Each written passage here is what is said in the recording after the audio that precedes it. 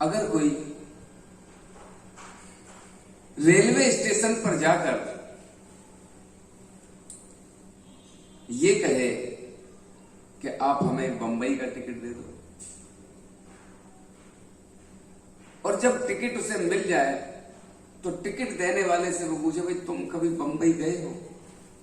तो वो यकीनन एक ही बात कहेगा कि मैं तो बंबई गया या नहीं गया, लेकिन अगर तुम सही समय पर सही ट्रेन में बैठ गए तो यकीन मानो ये टिकट तुमको बंबई जरूर पहुंचा देगा। क्यों? क्योंकि ये टिकट सरकारी है। ऐसे ही हम पार उतरे या ना उतरे, लेकिन आपने भगवान का नाम हृदय से लिया तो विश्वास रखिए ये नाम आपको पार जरूर उतार देगा। क्यों? क्योंकि ये कोई साधारण नाम नहीं, ये भगवान का नाम है, राधा रानी का नाम है। आइए ऐसी एक ब्रज की घटना आपको सुनाते हैं। ब्रज की एक गोपी जमुना पार से दही बेचने के लिए वृंदावन में आती थी। एक दिन भागवत कथा हो रही थी, उसका दही जल्दी बिक गया तो वो कथा में बैठ गई। व्यास जी कह रहे थे कि भटक रहे हो संसार में कर कर अत्याचार, या असाह संसार से नर कैसे उतरे पार। धनवल जनवल बुद्धिवल सरे न एक काम, और एक बार मुख से कहो जय श्री राधे श्याम। अगर एक बार कोई मुख से हृदय से राधे श्याम बोल दे तो वो इस भवसागर से पार हो जाता है।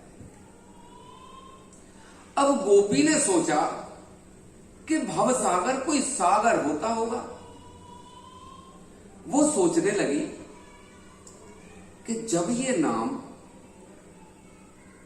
भवसागर को पार कर सकता है तो मैं तो एक छोटी सी जमुना पार करके आती हूं। उस दिन वो घाट की तरफ नहीं गई, वो दूसरी साइड में गई और उसने पूर्ण विश्वास के साथ, पूरी निष्ठा के साथ एक पैर जमुना जी में रखा और बोली राधे श्याम। एक पैर रख दिया, ऐसे ही राधे श्याम कहकर दूसरा पैर रख दिया। उसका संकल्प देखिए, जिसका कोई विकल्प ही नहीं है, ऐसा दृढ़ विश्वास। उसने सोच लिया कि जब ये नाम भव सागर को पार कर सकता है तो ये तो छोटी सी जमुना है। उसका विश्वास, उसका दृढ़ विश्वास, ऐसा संकल्प जिसका कोई विकल्प ही नहीं है। ऐसे ही राधे श्याम राधे श्याम राधे श्याम करती हुई जमुना जी पर चलती हुई पार हो गई। अब तो वो रोज इसी तरह आने लगी। उस जमाने में, उस समय में उसके 2 पैसे लगते थे। अब रोज 2 पैसे बचने लगे। 1 महीना हो गया तो सोचने लगी कि जिस गुरुजी ने, जिन गुरुदेव ने मुझे ये मंत्र दिया है, उन्हें अपने घर भोजन पर बुलाऊं। वो अगले दिन पता पूछती हुई व्यास जी के घर पहुंच गई। हाथ जोड़कर कहने लगी, गुरुजी कल आपका भोजन हमारे यहां है। गुरुजी बोले ठीक है बेटी, आ जाएंगे, लेकिन हमें बुलाने के लिए आ जाना। कहने लगी ठीक है गुरुजी। अगले दिन गोपी गुरुजी को लेने के लिए उसके घर गई उनके, तो गुरुजी धोती चौबंदी पहनकर, हाथ में घड़ी, अंगूठी सोने की, एक हाथ में छड़ी पकड़े हुए तैयार खड़े थे। जैसे ही गोपी आई, गुरुजी कहने लगे आ गई बेटी? हाँ गुरुजी, चलो। चल दिए। अब वो गोपी घाट की तरफ नहीं गई, दूसरी तरफ गई। तो गुरुजी ने सोचा कि हो सकता है यहां इसने किसी छोटी नौका का इंतजाम किया हो। गुरुजी पीछे पीछे चलते रहे। तो घाट जमुना जी के किनारे पर आकर गोपी ने पूरे विश्वास के साथ राधे श्याम कहकर अपना एक पैर जमुना जी में रखा और राधे श्याम कहकर दूसरा पैर जमुना जी में रखा और जमुना जी पर खड़ी हुई जल में हाथ बढ़ाया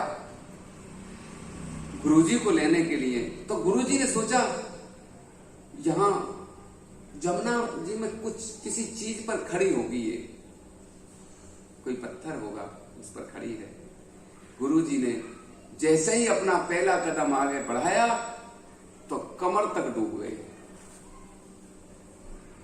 हाथ गोपी के हाथ में, गोपी चलने लगी।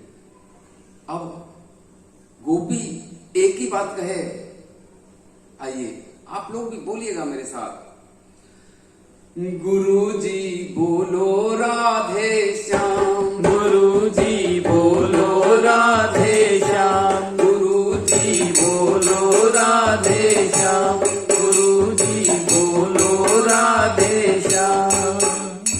जमुना क्या भव सागर में भी, जमुना क्या भव सागर में भी किसी मंत्र से काम, गुरुजी बोलो राधे श्याम, गुरुजी बोलो राधे श्याम।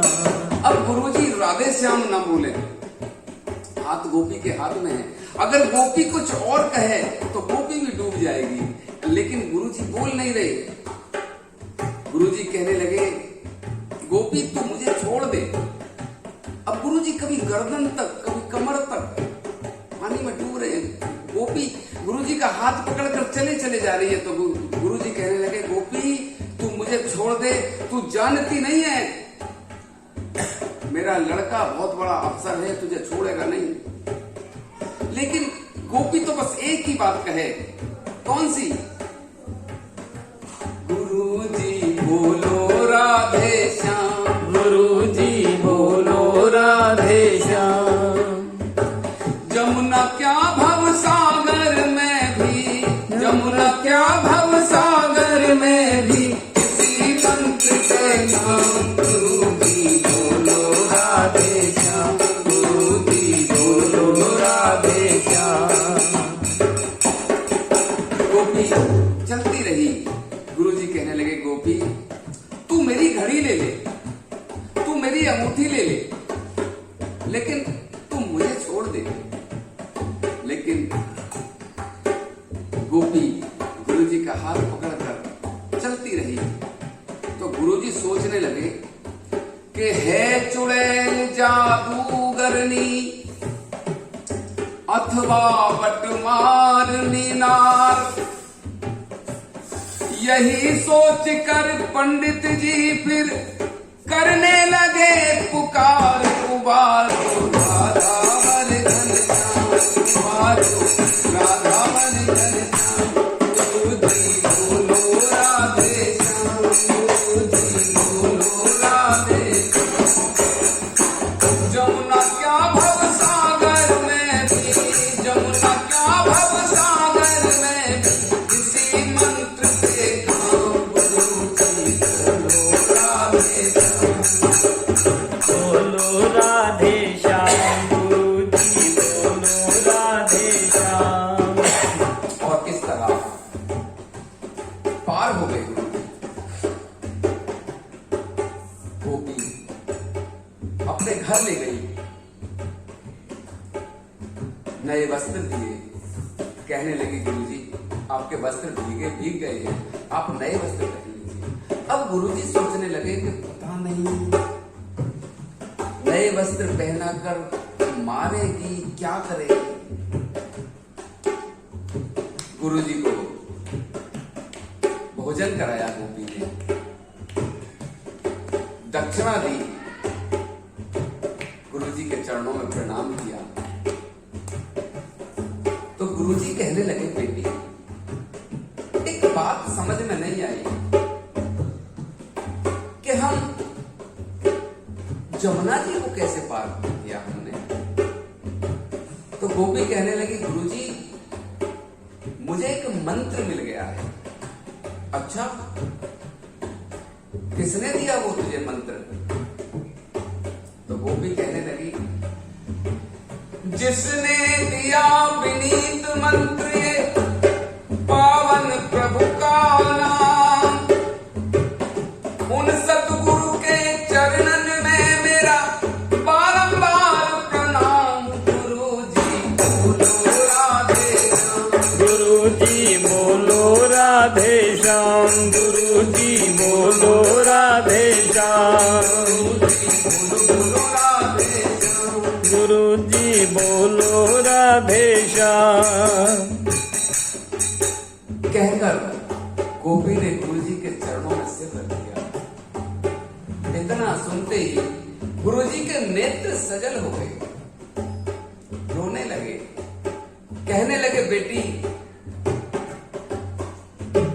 इस नाम की महिमा मैंने बताई तो बहुत लोगों को थी, लेकिन खुद कभी विश्वास नहीं किया। तू धन्य है, तेने इस नाम की महिमा से भक्तों का मार्ग प्रशस्त कर दिया। तो देखिए, गुरुजी बेशक पार जाएं या न जाएं, लेकिन आपने पूर्ण विश्वास, दृढ़ संकल्प के साथ अगर भगवान के नाम पर विश्वास किया और उसके नाम पर चले पूर्ण समर्पण के साथ, तो ये नाम आपको निश्चित भवसागर से पार उतार देगा। जय जय